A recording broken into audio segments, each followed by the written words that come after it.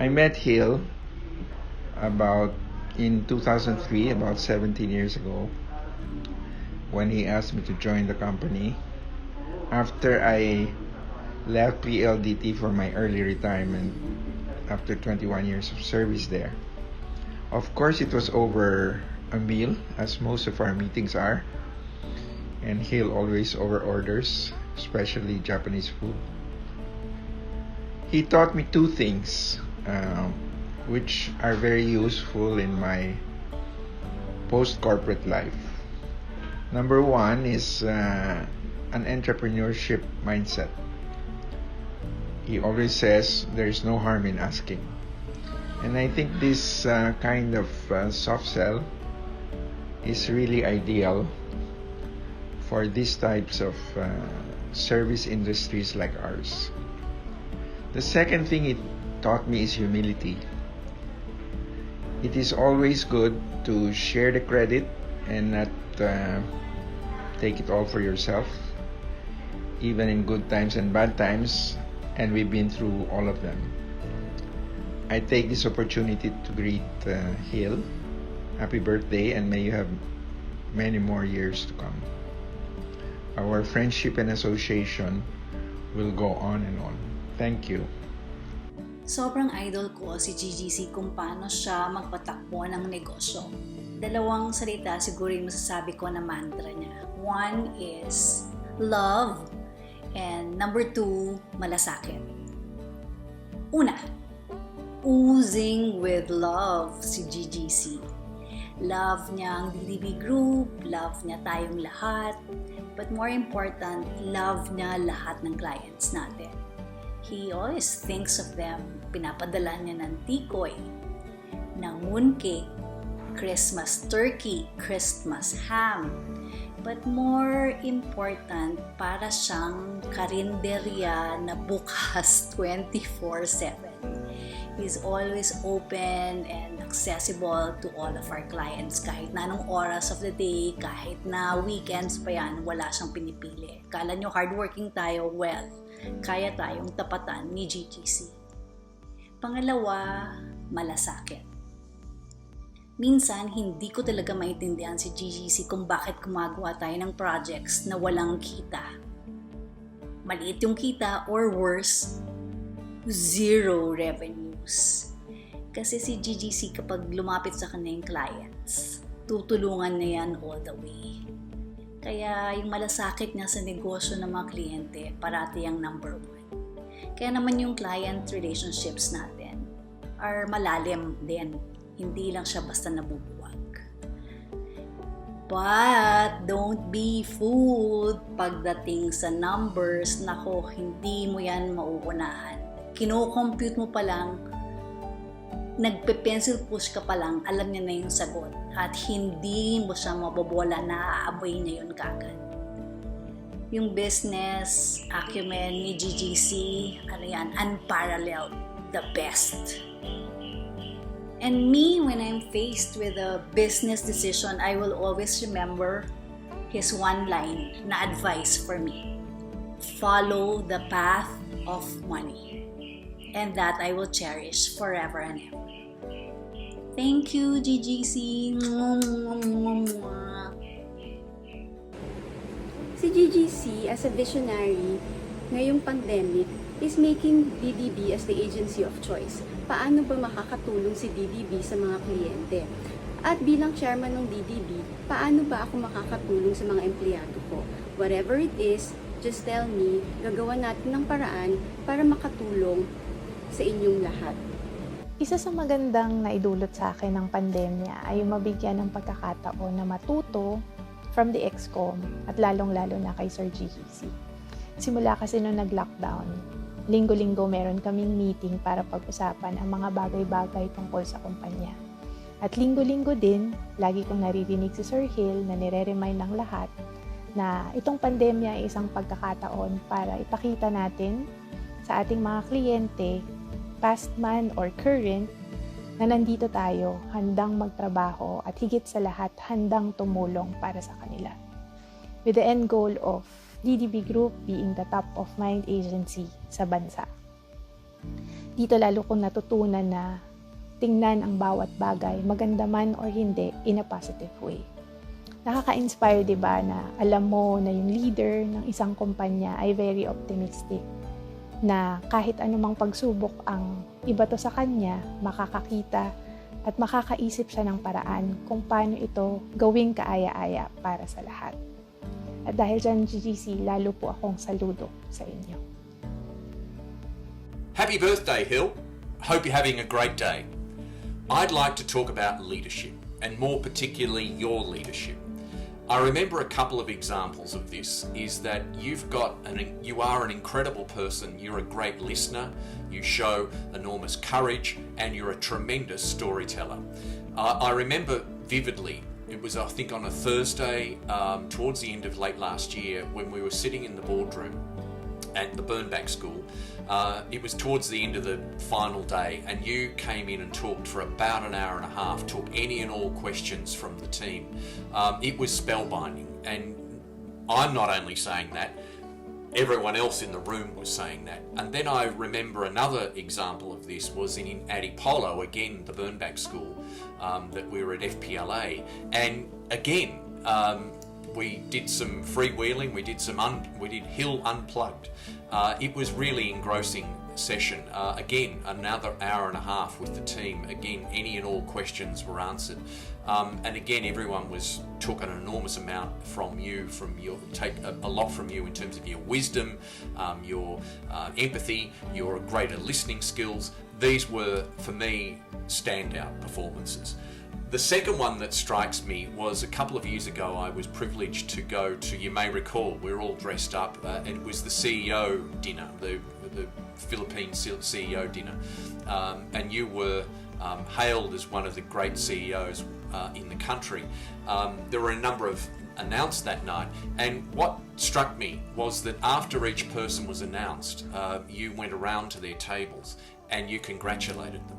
The other thing that also struck me was when they were going up there for the photo, up on stage, you were helping people up on the stage, and that really did strike me. There is a person that puts other people first. So Hill, I'm saying have a great day. You're already having a great day, and I'll simply end by saying Maraming Salamat, Hill.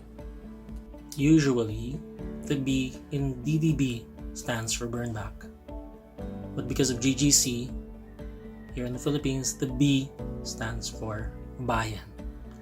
Because GGC is very passionate about doing work that is para sa bayan.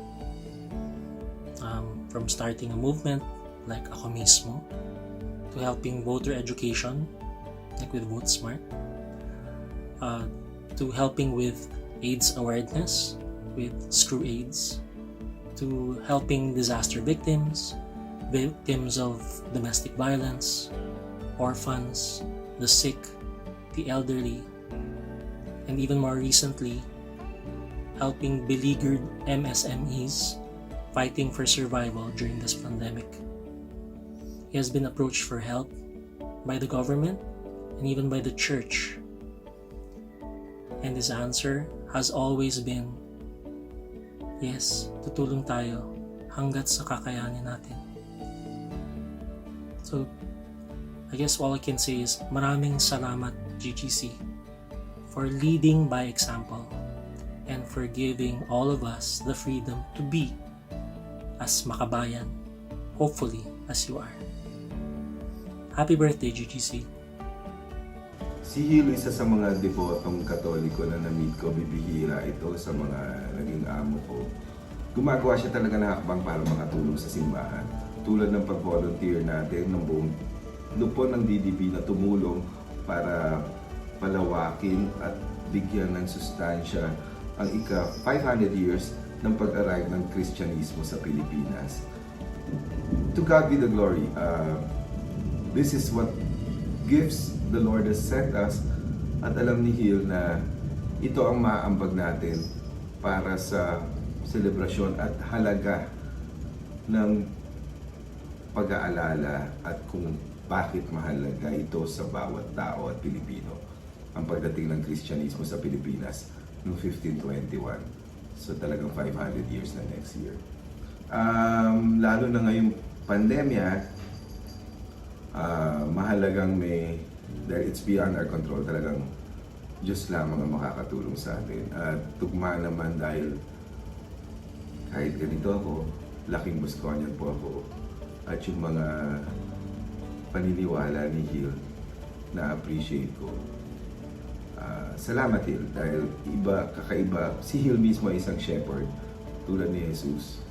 So magandang modelo ang pagkakaroon ng pananampalataya at pananalig. Dahil cargo niya tayong lahat at isang huwaran ang pagiging relihiyoso. Dahil hindi lamang ito yung negosyo, ito ay samahan nating mga Kristiyano bilang pamilya sa DDB. Salamat Hill sa pagtitiwala sa akin, sa aking pagbabalik. At malaking bagay kasi iba yung dinaanan namin nung una kong punta. Pero naniniwala kami sa isa't isa, tulungan. Salamat. One of the best decisions I made in life was to go back to DDB, and alam ko kasing bukod sa negosyo, mahalaga yung naniniwala ang boss mo at ako naniniwala sa boss ko para magtulungan. Happy birthday, Hill! I wish you all the blessings that God can give, and huwag ka muna mag-retire. Malakas ka pa eh. Happy birthday! When he was a young media clerk, his office mates would hide his calculator and he'd have to do his media plans by hand. And that didn't really stop him. He really felt that, he had a chance just like anybody else, except that he had to work doubly as hard because the world wasn't really handed to him in a silver platter. He really leads by example by showing us all of these links and articles and seminars he's attended for us to be able to apply these learnings and ideas into our day-to-day. And he's certainly not an armchair general. He'll be the first one to jump into the fire with you. So that's why we know that, he's such a hard worker and he's really a lifelong learner. Growing up, I saw in GGC the joy of working. And not just because you're able to achieve things, but the fact that he could help other people, not just himself. So the harder he worked, and the more he worked, the more opportunities he was able to give to others. GGC is a lifelong learner. He never stops learning. He's constantly curious. He attends as many seminars as he can, and he always shares with us all the things that he's learned for us to apply to the business, to how we raise our family, and so on. So he's just constantly curious. Happy birthday, Papa! Thank you for teaching us the value of hard work and for being a lifelong learner. May you live forever. I love you. GGC and people first. He's known to be a people's guy through and through. He's always been a keen believer of the Filipino talents and has always ingrained in us the belief in putting our people first. People are our biggest assets and those that can actually take us to the road of success. He doesn't believe in how high you climb alone, but he actually thinks that the more people that you can bring up with you in the road to success, the more successful you are as a person. And in turn, we hope that the lives of our employees and those people that we've come across all these years would have been better because of GGC. During the pandemic, we actually saw his steadfast belief in taking care of our people. He never faltered in ensuring that we are able to protect and keep our people safe first, safe in terms of health and safe in terms of their livelihood. This has created a ripple of effect on our people, where they know that they are treated with kindness, they know that they're respected and valued as people, and they know they belong to a family with GGC. So I really hope and wish for all the best. I really hope that all the blessings that you have will return tenfold, and may you always have good health, and we love you. Happy birthday. Si GGC ay itong inspiration para sa atin kasi people first ang laging mong maririnig sa kanya. Kaya nung unang tumama yung COVID-19, GGC rallied the leaders together and us and said one thing: work harder so we can protect our people. Hindi ko makakalimutan yon. Matinding inspiration para sa amin talaga. And beyond the numbers and the clients and the awards and the campaigns, ang unang inisip niya ay tayong lahat. So, when you think about it, hindi pa nga nagla-lockdown, work from home na tayo. Nakailang town halls na rin tayo kasi gusto niya makita na okay tayo lahat. Diba? GCQ, iba sinabi ni GGC, work from home pa rin para safe tayong lahat. So, when you think about it, sa panahon ng pandemya na ito, nakikilala talaga natin ang mga totoong magagaling, mababait at inspiring na leaders. Sino pa ba ang pinaka-inspiring at pinaka-people first na leader natin kung hindi si GGC? Happy birthday, Pops. Love you.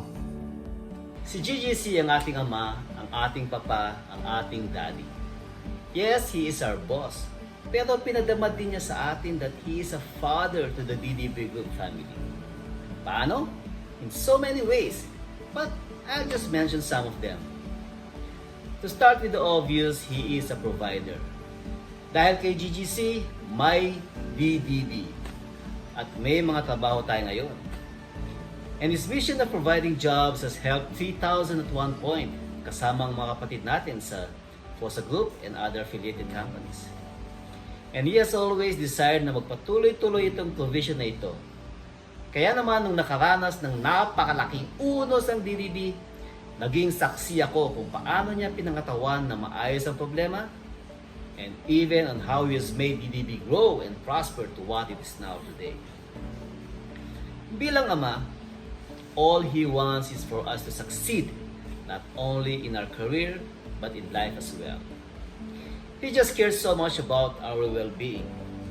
Kaya naman all out siya sa pagbigay sa atin ng professional development and training, ng support, and in whatever ways he knows he can help us grow. He is very generous. Hindi lang sa pera ha, but in sharing his time and wisdom anytime we need him. Pero higit sa lahat, mahal na mahal niya tayong lahat. Nakita naman natin itong pandemic kung paano niya pinahalagahan ang kaligtasan nating lahat. Kung paano siya mangumusta at siguraduhin tayong lahat ay nasa maayos na kalagayan.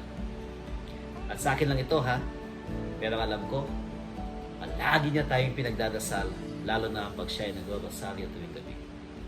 Kaya GGC, our boss, our tatay, maraming salamat sa pagmamahal mo sa amin. Mahal na mahal din namin kayo forever. Happy birthday!